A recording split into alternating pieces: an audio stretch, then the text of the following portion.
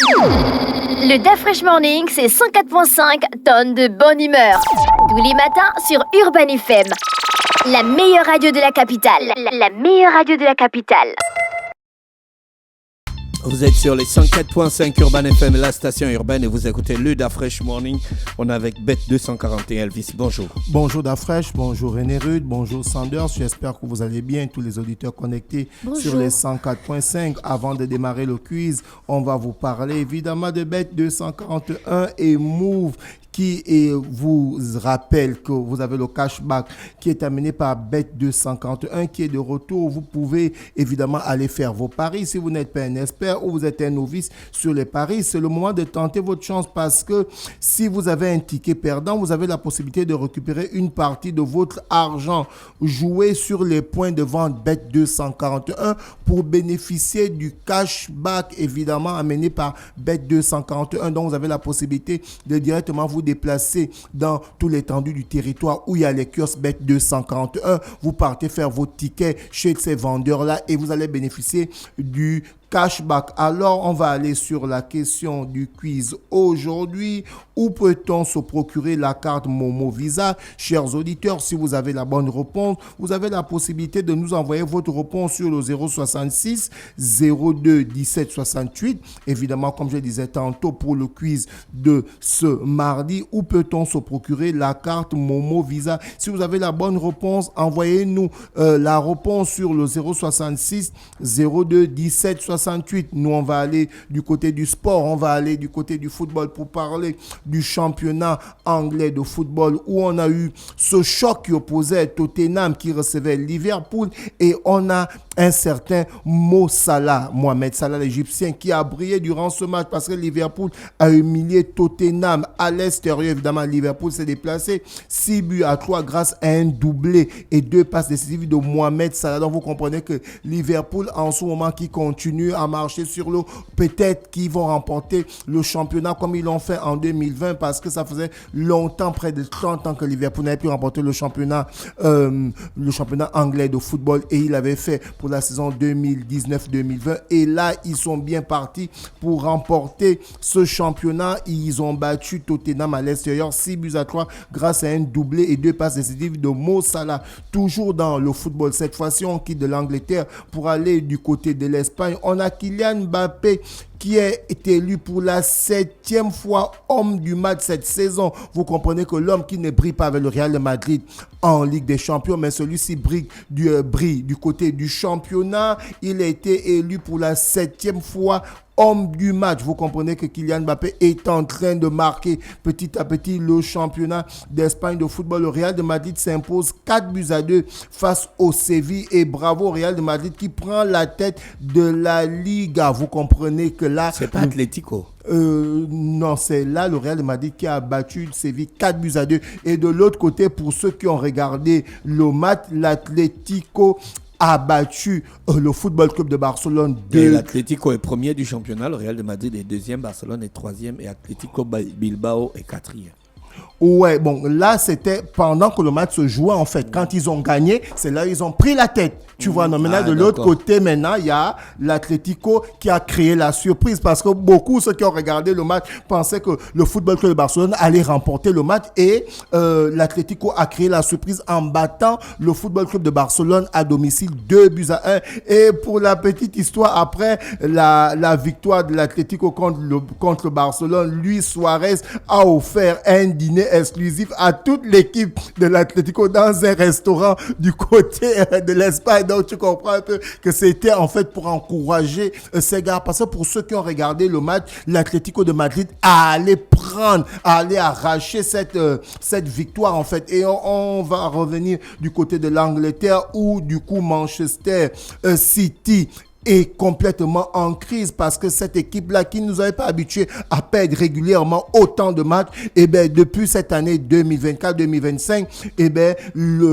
l'équipe de Manchester City ne fait que perdre les matchs. Et là, cette fois-ci, Manchester City s'est incliné 2-1 face à Aston Villa avec une 9e défaite en 12 matchs. Donc, vous comprenez que là, on a l'impression que Pep Guardiola n'a plus la sauce qui nous avait habitués à ce que Manchester Manchester City. Lui, il est à Manchester. Hein? Manchester City. C'est le coach. Il nous avait habitués à être vraiment quelqu'un qui a l'habitude de gagner. Mais là, d'après mes recherches, sur les 12 derniers matchs, Manchester City a perdu 9 matchs. Vous comprenez que c'est pratiquement une crise. C'est une crise du côté de Manchester City parce que cette équipe, depuis la saison 2018, nous avait habitués à ce qu'elle gagne davantage. Donc, c'est complètement une crise du côté de Manchester City. Et ensuite, on a ce match de légende qui opposait les anciennes légendes du Real de Madrid face aux anciennes légendes du Football Club de Barcelone. Ce sont les légendes du Football Club de Barcelone qui ont remporté ce match 5-2. Donc, c'était les légendes du Football Club de Barcelone face à ceux du Real de Madrid. Et là, les légendes avaient Zidane. Bien sûr, on a pu avoir Zidane fait partie des légendes, tu comprends un peu, du Real de Madrid. Donc là, dans mes recherches par rapport à ceux qui ont marqué, par rapport au score de 5-2, on a pu par exemple voir Michael Owen, le Football Club de Barcelone face au Real de Madrid, les légendes, tu vois un peu. On a notamment vu le premier but qui a été marqué par Owen, qui était Ballon d'Or 2001 et qui avait évolué avec le Real de Madrid. On a pu voir le but de David Villa qui a joué avec le Football Club de Barcelone, qui évidemment avait remporté la Ligue des Champions en 2011. On a Owen qui a encore marqué à la 50e minute parce que Owen a marqué à la 8e minute. David Villa a marqué à la 28e minute. C'était 1-1. Owen a encore marqué à la 50e minute. David Villa a mis 2-2 à la 57e minute. Saviola qui a joué avec le Football Club de Barcelone dans les années 90. C'est un Argentin que ceux qui connaissent le football dans son histoire, évidemment, connaissent le joueur argentin. Ensuite, on a eu le but de Patrick Kluivert qui a aussi évolué du côté du Football Club de Barcelone, qui a marqué à la 62e minute, et David Villa qui a fait un triplé ce matin, qui a marqué à la 81e minute. Donc, mais ça, c'est vraiment les légendes. Oui, ce sont les légendes, ce sont les anciens joueurs, tu comprends un peu. Donc, les légendes du Football Club de Barcelone s'imposent face aux légendes du Real de Madrid. Le match de gala s'est passé du côté de Hong Kong. Vous comprenez un peu, donc le stade était full. On a pu notamment voir des joueurs comme Thierry Henry, on a vu Luis Figo, on a vu, il n'y a pas les Africains. Les Africains, là, il faut... Alors, on parle des légendes, d'avant. Les légendes africaines qui ont joué, il n'y avait pas?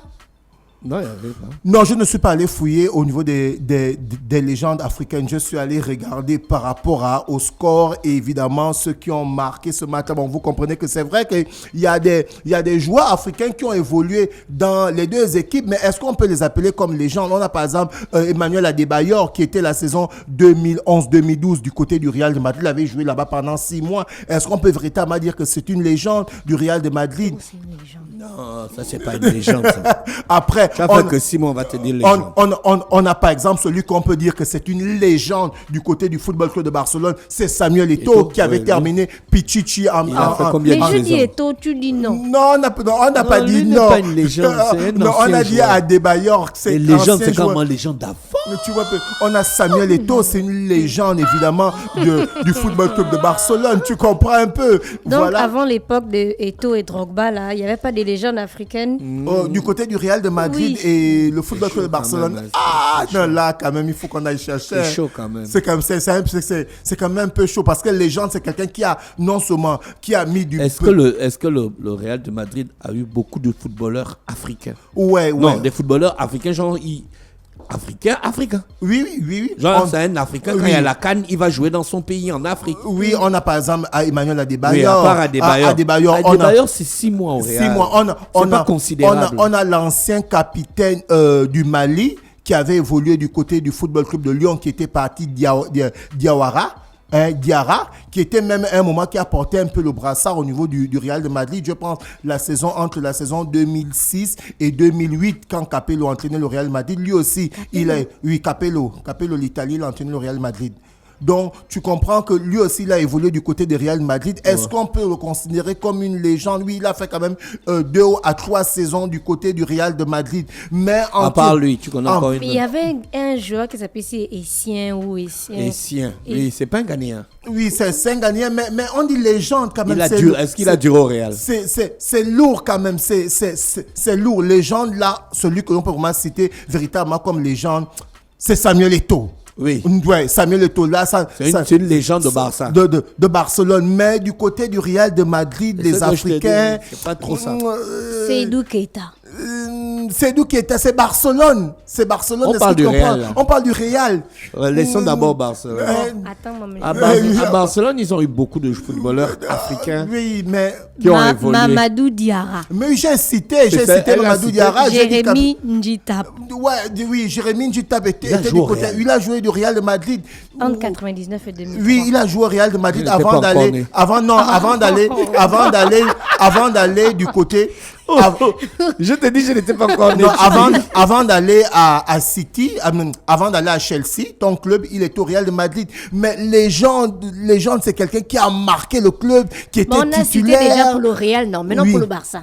Non, le Barça, il y a plein. Non, pour le Barça, il y a. Les légendes africaines qui ont Oui, joué au qui ont Barça. joué au Oui, Barça, il y a plein, évidemment. Tu as Georges Finidi, je pense, qui a joué du côté du Football Club de Barcelone. Tu as Samuel Eto'o, tu as Seydou Keita, le Malien, vous vous souvenez, qui nous a fait pleurer ici pendant la CAN 2012, qui était venu transformer le dernier tir au but face à Didier Ovono, qui nous avait permis de dormir à 20h quand le Gabon s'est fait éliminer en quart de finale de la CAN 2012. Tu vois un peu, du côté de Barcelone, on peut citer beaucoup, est-ce que tu comprends? Mais du côté du Real de Madrid, les gens qui ont marqué le club, comme les Zinedine Zidane, les Luis Figo, les Cristiano Ronaldo, quel les est le joueur gabonais qui a atteint le plus haut niveau quand on parle de football? Aubameyang. C'est Aubameyang, tout comme Avant Emmanuel. lui. Aubameyang, tout comme Adebayor. Tu vois, Adebayor a fait 6 Tu as mois. demandé le plus haut niveau. Ok, avant lui, dans Tu vas encore, Zingo. tu vas.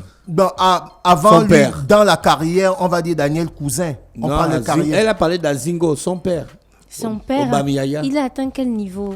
Il a joué en France. Il a joué en France, il a joué en première division en France, Au il a Le joué en Havre, Italie, c'était ça, Le il a Havre. joué. En fait, si on parle des gardes Zingo qui ont eu une meilleure carrière sur le plan international, c'est le père de Pierre-Emerick Aubameyang. Tu vois, Aubameyang. Est-ce que tu vois un peu? On parle de carrière, hein? Est-ce que tu comprends? On parle de carrière, est-ce que tu comprends un peu? Hein? Ça te fait rire. Et sauf... Mais en fait, c'est parce que j'ai remarqué que quand on parle des compétitions, on a l'impression que les Africains s'arrêtent à un certain niveau. Tu vois? Ah non, il y a des Africains. Hormis Aubameyang, tu as Mario Lemina. Il joue la Champions League presque tout le temps. Il y a Kanga Gaylor. Est-ce que tu comprends un peu? Bon, ça dit, pour parler des gardes à Zingo, il y a par exemple beaucoup qui ont beaucoup plus impacté sur le plan national. On va te citer par exemple François Mégas, Étienne Kassangoma. Est-ce que tu comprends? Tu as d'autres aussi joueurs gabonais qui étaient allés jouer. Manon qui a joué à l'étranger. Oui, Manon a joué à l'étranger, mais c'était à court durée et puis il est revenu. Tu as des joueurs comme Jonas Ogandaga qui ont joué du côté du Raja de Casablanca. Est-ce que tu comprends? Tu as les joueurs comme le sélectionneur actuellement Thierry Mouyouma qui a joué. Non, mais des grands clubs en fait, Barça, Real, Non, c'est Pierre-Emerick Aubameyang qui a fait tous les grands clubs d'Europe. Tu vois, ensuite, tu as Daniel Cousin, tu vois, qui a joué au Mans. Ensuite, il est allé du côté du Lens, où il a joué la Ligue Europa. Ensuite, il est allé du côté de Glasgow Rangers, où il a joué au côté de Glasgow Rangers, où il a joué la Ligue des Champions. Ensuite, il a évolué du côté de l'Angleterre, où il a joué à Stoke City. En fait, Cousin, c'est véritablement le footballeur gabonais qui est quitté du championnat de France et qui est allé dans un grand championnat comme le championnat d'Angleterre, où il a joué à Stoke City, où il est allé du côté de l'Écosse, il a joué aux Rangers. Est-ce que tu comprends un peu? Et c'est lui qui a vraiment montré véritablement que les attaquants gabonais peuvent être forts, parce qu'à l'époque, il sortait même dans le 11 d'or. Mais ensuite, maintenant, Pierre-Emerick Aubameyang est venu battre tous les records. Est-ce que tu comprends? Il est venu battre tous les records. Parce que les 6 mois de Pierre-Emerick Aubameyang à Barcelone, tu comprends un peu que c'est très vu marqué, toute compétition confondue. Il y a un auditeur qui a dit Biyogo Poko. Non, Biyogo Poko. Il a joué à Bordeaux. Hein. Biyogo Poko a fait une grande saison à Bordeaux. Il a même remporté la Coupe de France. Mais après là, est-ce qu'il a joué le trophée des champions? Il a joué le trophée des champions au Gabon. Avec le Paris Saint-Germain face au Football Club de Bordeaux. Mais derrière, Est-ce qu'après là, il s'est envolé pour aller dans un championnat qui est meilleur que celui de la France? Non, vous comprenez un peu. Donc, celui qui a fait ça le premier, c'est Daniel Cousin, qui a quitté de Lens. Ensuite, il allait du côté de Glasgow Rangers. Ensuite, il allait du côté de Stoke City. On peut aussi citer Bruno Ekolemanga, tu vois un peu, qui était à Bordeaux. Après, à Bordeaux, il allait à Lorient. À Lorient, il a fait une magnifique saison du côté de Lorient, où il a fait 4 ou 5, 6 saisons. Ensuite, il allait du côté de Cardiff, en deuxième division au pays de Galles. Et ensuite, maintenant, avec Cardiff, ils sont montés en première division. On l'a vu tous jouer en première division du côté du championnat d'Angleterre de football. Est-ce que vous comprenez? Donc, les deux là, ce sont eux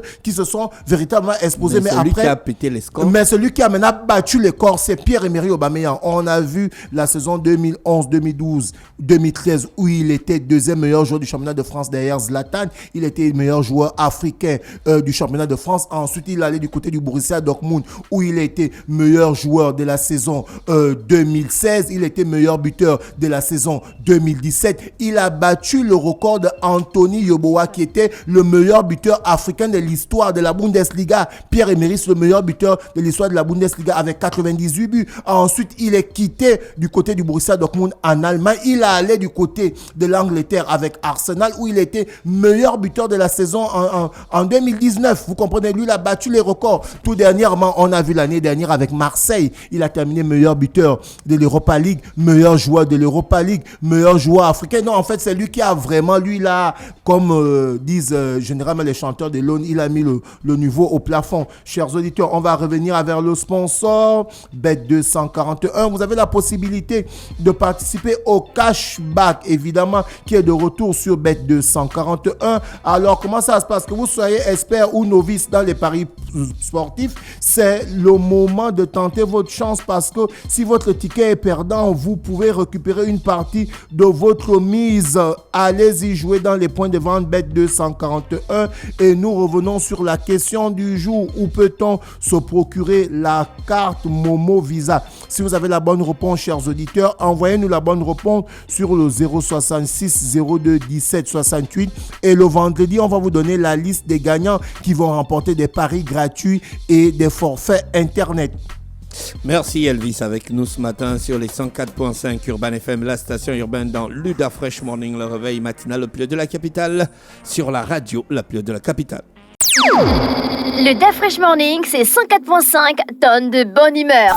Tous les matins sur Urban FM. La meilleure radio de la capitale. La meilleure radio de la capitale.